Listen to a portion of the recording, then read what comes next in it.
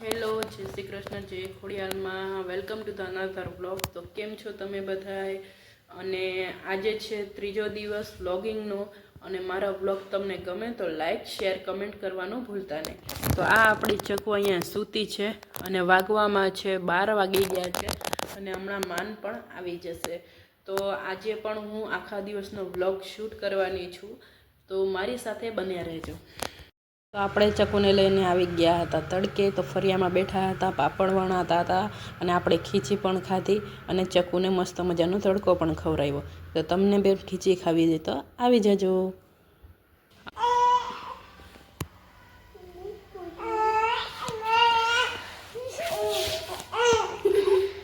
શાક ગરમ કરવા મૂકી દીધું છે અને એક ભાત મૂક્યા છે.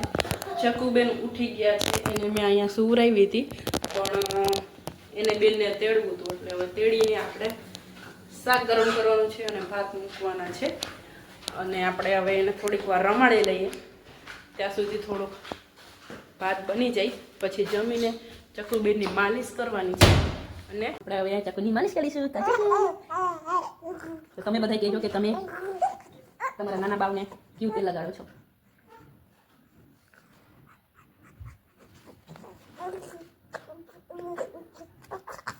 મેં કોપરે લીધું છે, તમે તમારા બાવને કેવું તેલ યુઝ કરો છો એ જરૂરથી કહેજો.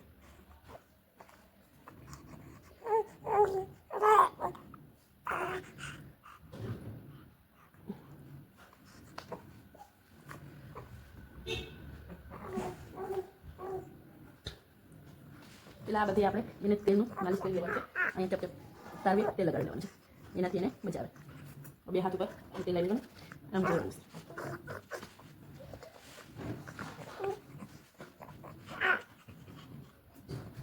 ગરમ ગરમ તેલથી એને માલિશ કરવાની છે. એનું શરીર ને અહીંયા તમે અહીંયા પણ તેલ લગાવી શકો છો, જેનાથી એને તારવી ગરમ ગરમ લાગે. પછી જઈ ચોરવાનું છે.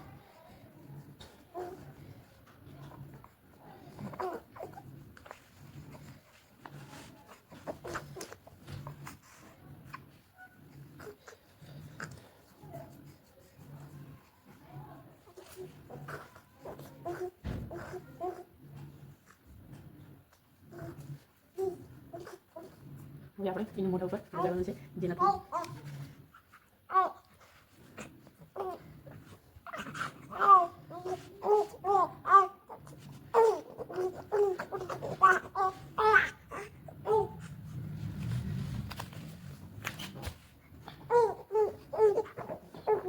હવે આપણે પાછળ માલિશ કરી અહીંયા પણ આપણે તેલ લગાવી દેવાનું છે. મસ્ત ચકુને બહુ માલિશ કરવાની છે.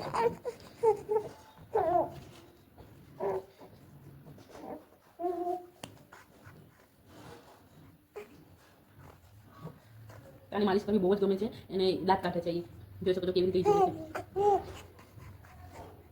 પાછું એને આપણે સીધી કરીએ.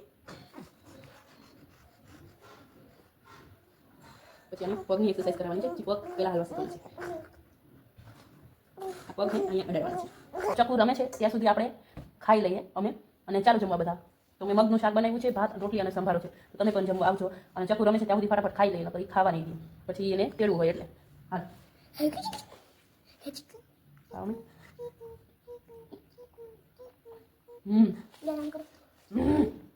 તું ખાવ.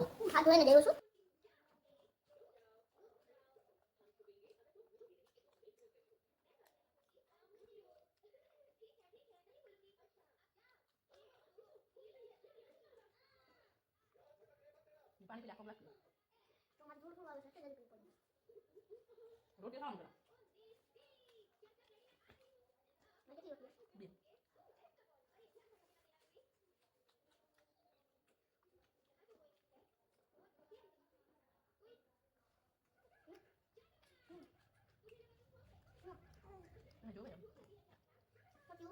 ચક્કુને નવરાવીને જોઈ શકો છો, તડકો ખવડાવી લઈએ. સાયકલ ખવી રહ્યા છે જો, અને આપણે તડકો ખાઈ રહ્યા છે. ઢાંકીને રાખી છે, તડકો વધારે ન લાગે એટલે થોડીક તપી જાય. આ દુપટ્ટામાં બાંધવાનું છે, તો કોને આવી રીતે બાંધતા આવડે કમેન્ટ કરજો. તો પડીકું રેડી છે, જોઈ શકો છો. આવી રીતે કોને બાંધતા આવડે છે કમેન્ટ કરજો. તો હવે એને આપણે સુવડાવી દઈએ. કોને આપણે સુવડાવી દીધી છે, હવે એ સૂઈ જશે. શાક આપણે ઘણું લઈ દીધું છે, જોઈ શકો છો. વાલ છે, રીંગણા છે, મરચાં, બટેટા, ધાણા ભાજી, કોબી અને આ છે વટાણા. તો શું બનાવીશું આપણે જોઈએ. અને આપણી ઢીંગલી બેન શું કરે છે? રમે છે. આ ઘૂઘરો ઘડીએ ઘડીએ મારે અહીંયા ચાવી ફેરવવા આવવું પડે, પછી ઢીંગલી બેન જોયા રાખે. કાં તો પંખો જરીક ચાલુ કરીએ તો એ જોયા રાખશે. વોશ કરી લીધા છે, મસ્ત ધોઈ લીધા છે. હવે આપણે બનાવવાનું છે ભરણ રીંગણા બટેટાનું શાક અને મરચાંનો સંભારો.